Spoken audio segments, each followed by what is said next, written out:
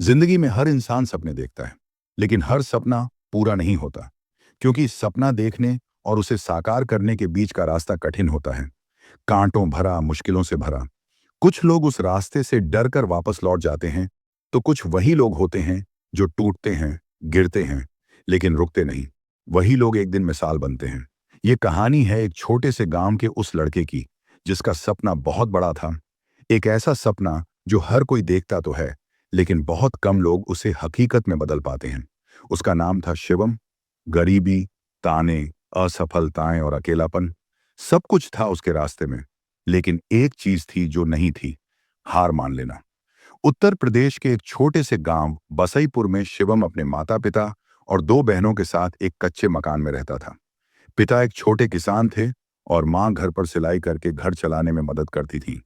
बिजली कभी आती थी, कभी नहीं। स्कूल तक पहुंचने के लिए उसे 3 किलोमीटर पैदल चलना पड़ता था।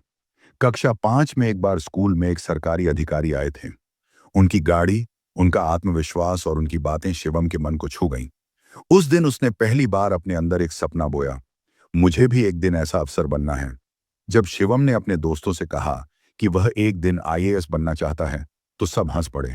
तू अफसर? पहले ढंग से चप्पल तो पहन ले। तेरे घर में तो खाना नहीं बनता ठीक से, और तू अफसर बनने चला है। गांव में लोग ताने मारते, लेकिन शिवम चुप रहता। उसे पता था कि लोग वहीं ताने मारते हैं जिनकी उड़ान से डरते हैं। घर की आर्थिक स्थिति बेहद खराब थी। कई बार खाने के लिए सिर्फ नमक रोटी होती, और स्कूल की फीस भरने के लिए मां को गहने तक गिरवी रखने पड़े। लेकिन शिवम का सपना अभी भी जिंदा था। कक्षा 10 में शिवम ने टॉप किया, लेकिन गांव के स्कूल में संसाधन सीमित थे। शहर जाकर पढ़ने का सपना आर्थिक तंगी के कारण अधूरा लगता था। लेकिन मां ने चुपचाप अपनी सिलाई मशीन बेच दी और कहा, बेटा, सपने देखने से बड़ा है उन्हें पूरा करने की जिद। जा, पढ़ ले।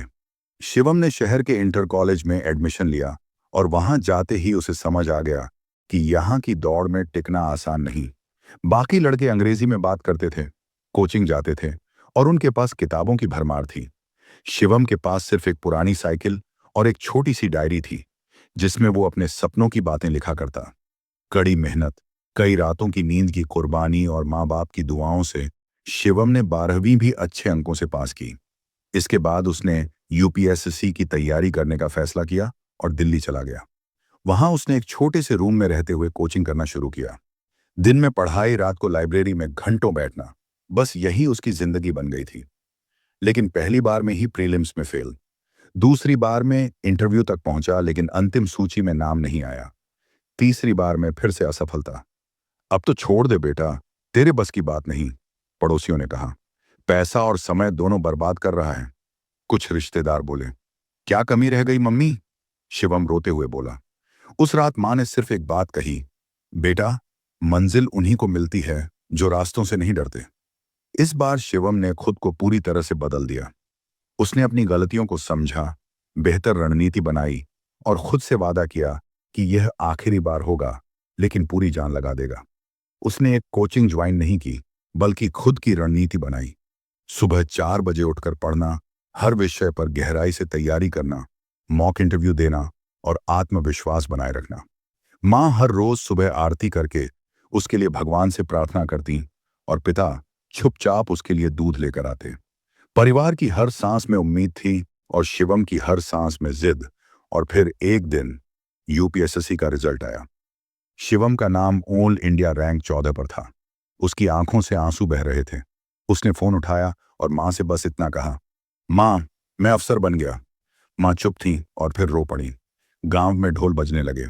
वो लड़का जिसके पास कभी स्कूल की किताब खरीदने तक के पैसे नहीं थे, आज पूरे देश के लिए एक मिसाल बन गया था।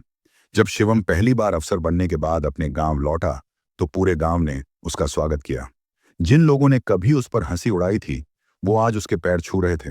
उसने गांव के बच्चों के लिए एक पुस्तकालय खुलवाया और एक कोचिंग सेंटर शुरू किया।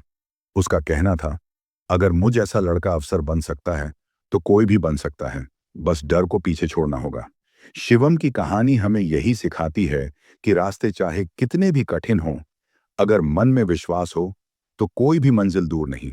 सपनों पर हंसी उड़ाने वालों को जवाब सफलता देती है, और हालात को मात देने वाला ही असली विजेता होता है। दोस्तों, अगर आपको यह कहानी पसंद आई हो तो इस वीडियो को लाइक करें और हमारे इंस्पायर जंक्शन चैनल को सब्सक्राइब करें।